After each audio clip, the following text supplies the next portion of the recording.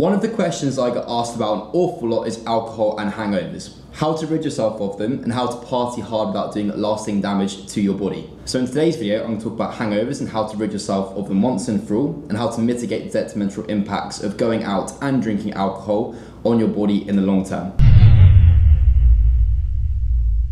So guys, I know how it can totally suck to be that guy in a nightclub holding a bottle of water, chewing some gum, and resisting the urge or social pressure to drink either shots, wine, whatever it may be, cocktails going around the party, because you know that the next morning you're going to wake up feeling absolutely horrid, and then from there in regards to your work day, it's going to be totally compromised. Perhaps you've really tried the old school method of chasing your beer, your wine, your shots that you're drinking with a ton of water, or coconut water, or Gatorade, or whatever it may be, and you thought that would work, but you've had no benefit of that. Or you've tried one of those alcohol-free, oh-so-sugary alternative benefits to skip the alcohol aspect of things, but instead ensure pre-diabetes with the consumption of that drink. Or you bought some pill from the pharmacy that guarantees it's going to help you metabolize alcohol, but paradoxically, it totally fucks up your sleep cycles. So you guys know at this point that none of these options are working. So I'm going to be talking to you guys specifically as business owners, 6- and 7-figure business owners, or anyone wanting to optimize their performance in the workspace, about how to mitigate a hangover and the long-lasting effect of alcohol the next day, having been out partying or drinking with your friends, or whether it be in terms of the seasonal festivities which are coming up as we're approaching the Christmas period. I mean, let's be honest guys, after all,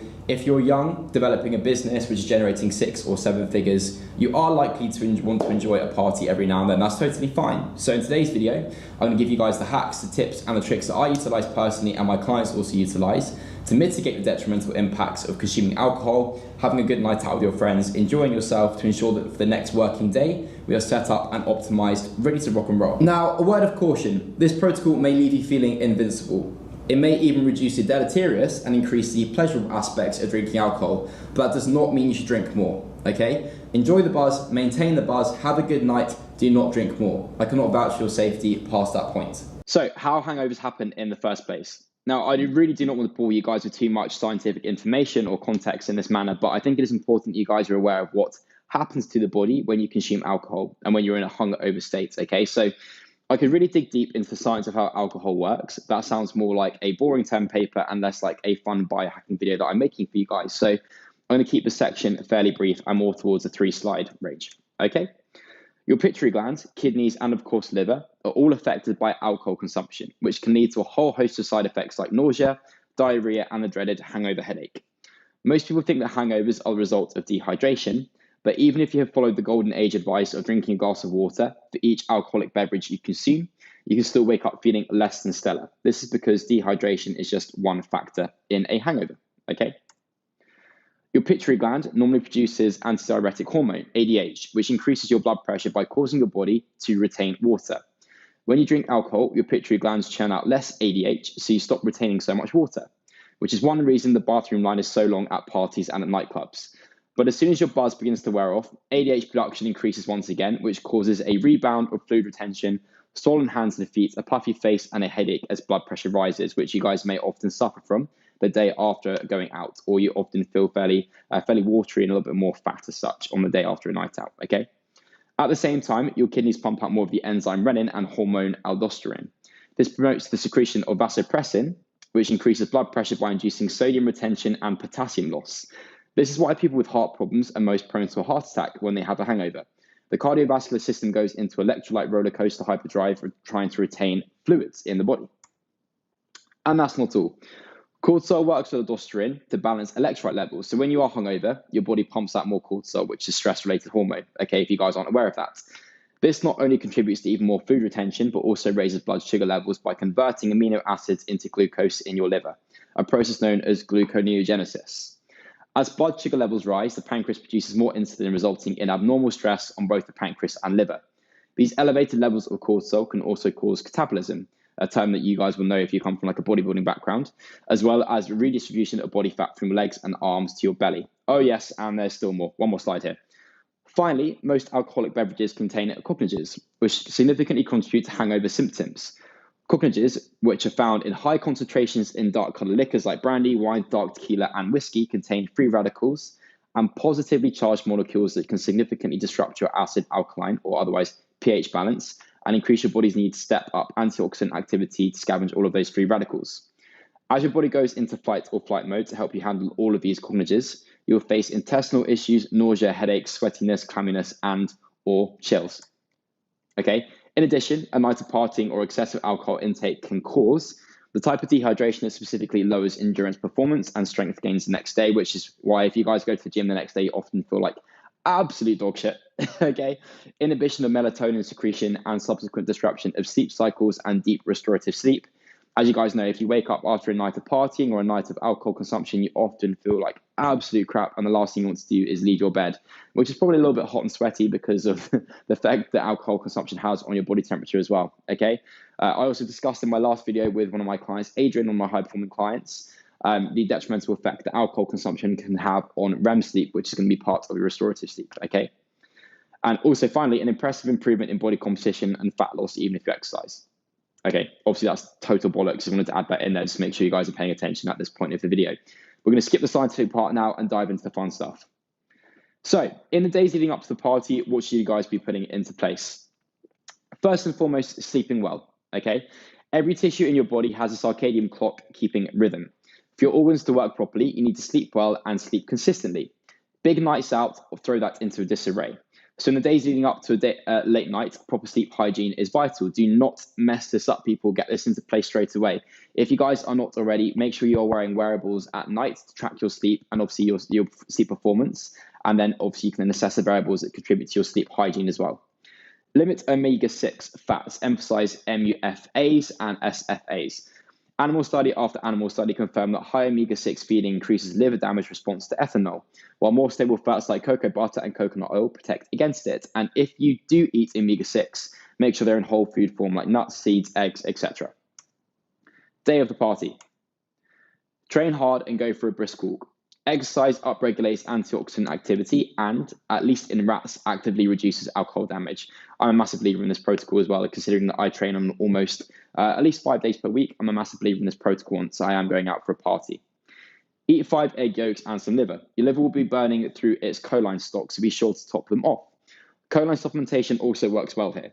Choline is so important for alcohol metabolism that it can even prevent fetuses against maternal alcohol ingestion. And obviously, guys, my audience that I'm targeting here and then obviously producing this content for aren't individuals that are necessarily pregnant, but it's still something to be aware of and obviously the impact that it can have. An hour before the party, eat a teaspoon or a tablespoon each of extra virgin olive oil, and red palm oil. Sorry, avocado oil, virgin olive oil, and red palm oil. The polyphenols in extra virgin olive oil and avocado oil and the vitamin E in red palm oil protect against alcohol-induced oxidative stress, and the monostrated and saturated fats, and all three protect the liver against alcohol-induced injury. Okay, eat a light to moderate meal. You want food in your stomach to slow the absorption of alcohol. You guys know this often. If you guys are going out, you'll often go for a cheeky meal with your mates in a restaurant or maybe like a pub nearby. I don't know where you guys go out, just to obviously mitigate the effect alcohol has on your system. If you flood your body with too much ethanol too fast, the conversion into highly toxic acetaldehyde will overwhelm your antioxidant defenses. Make sure you salt your food as well. Okay, apologies for the mispronunciation there. Acetaldehyde. And then from there, obviously, I'm talking about supplementation here that we can be utilizing. So, for example, magnesium, incorporate that. Alcohol depletes magnesium is actually how we become tolerant to alcohol's subjective effects. For example, incorporating variables like consuming a couple squares of dark chocolate as well. And then from there, vitamin C as well. Okay, these are just a few supplements you guys can be utilizing an hour before going out partying to obviously mitigate the effect that alcohol has on our systems. I'll be highlighting a list of supplements that you guys can incorporate as well. I'll probably put that in the bio below, I think most likely. And then for my clients, I'll be obviously putting that into place with them in terms of their systems and structures. Okay, finally, eat some polyphenol-rich plants and spices, turmeric, ginger, berries, beets. Anything pungent and or colorful will be good for your alcohol metabolism, but don't stack all of the spices and plants. Essentially, if obviously this doesn't necessarily work in regards to the compounding effect. Much of the benefit comes from hormesis, or the beneficial response to acute stresses. So eating a tablespoon of all of the above won't necessarily be much of a good thing for you guys to be doing, okay? And finally, have a cup of green tea. Green tea contains polyphenols that protect against ethanol-induced oxidative stress. So what should you guys be drinking on a night out? This is a question that I'm always asked by my clients, and it's something that I thought I'd raise in this video today. Is alcohol good for you? Not really. Alcohol has an aging effect on the body because the liver breaks it down into aldehyde, the most damaging alcohol toxin. Adding sugar ensures a much more negative impact on the body, and alcohols also contain other toxins that make you feel and perform even worse the next day. And obviously, this is what we're looking to mitigate for you guys in the high performance space, or you guys running a business or working in a corporate structure that want to perform well after going out. This means that if you drink, there are better choices you can make to feel better and remain healthier. Highly filtered and distilled drinks remove toxins so your liver and kidneys don't have to do the work. So what to drink? So as you guys can see here, I've created more of a list from good all the way down to bad, or rather the better down to the worse in terms of the list of alcohols you guys can be consuming. Again, I like the color coding aspect of things. I'll be taking you guys through each alcoholic beverage as we go through this video. So the following list highlights a wide profile of alcoholic beverages available to us. The drink at the top of the list will have the most minimal negative impact on your system. The drinks further towards the latter end of this list are more toxic to your system. So vodka, gin, tequila, whiskey, other unsweetened spirits, dry cider, dry champagne, dry white wine, liquors, colored sweetened spirits, red wine, beer, and lager. So vodka, obviously this being the least negative for us to be consuming. It's distilled and it has a charcoal filter, so your body will only deal with the alcohol and no other toxins. But if you mix it with sugar and other stuff, it's not going to be any longer the best choice to be consuming. Okay.